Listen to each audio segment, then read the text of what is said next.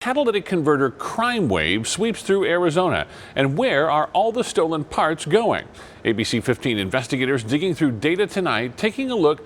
Just 30 catalytic converters reported stolen in 2019 statewide, 142 in 2020, followed by a tenfold increase, 1,500 in just the first 9 months of 2021. So what happens when crooks get their hands on the goods? And why are these crimes so hard to solve? ABC15 investigator Melissa Blasius takes us into the black cat market and the fight to put it out of business.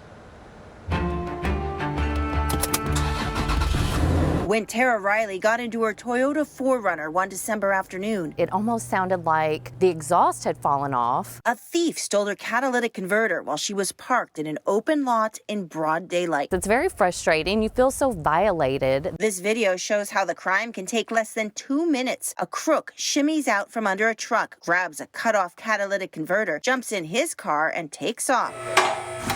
The catalytic crime wave hitting all over the valley and our entire country. Before this thing started, we would see maybe one vehicle every month. Now we see 3 to 5 a day.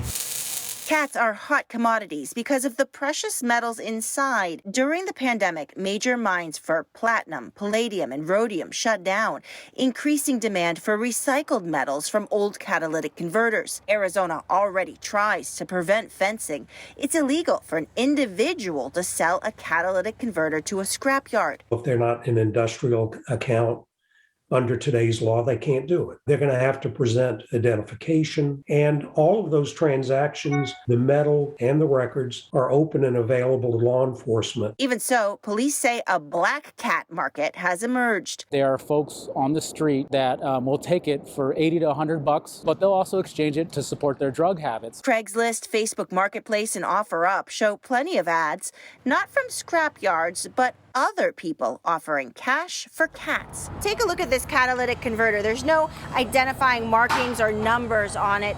And police and prosecutors say that's in part why it's so difficult to trace and prosecute these cases, because once it's off your car, nobody knows where it came from. Also, we've had reports that they get shipped out of state. So now you're talking about cross-jurisdiction, and it just becomes kind of a mess. Law enforcement agents believe some of the catalytic converters are resold several times, eventually to someone who can legally sell the cats to an Arizona scrapyard. The owners of this muffler shop admit they've even been propositioned. We get people just riding bikes, just people walking with backpacks filled with catalytic converters. And I'm like, hey, where do you get that from? And they're like, oh, I just found them. I'm like, I don't think so. Now, scrap metal dealers and police are working together, and they're encouraging Arizona legislators to update our laws. Limit the individuals and businesses that can legally sell catalytic converters. Possession of a catalytic converter by someone other than that becomes a crime. Tara filed a police report and paid nearly $2,000 to replace her catalytic converter. I have been researching some solutions to try and prevent this from happening again. Because as a realtor, she still needs to drive and park all over the valley. I'm investigator Melissa Blasius, ABC15 Arizona. The ABC15 investigators will be following up with Arizona lawmakers on what they're doing to close the loopholes for stolen catalytic converter sales. In the meantime, here's what you can do to deter thieves. Paint it or use heat-safe paint. Etch your VIN or license plate number in the converter. Park in a garage or other secure location.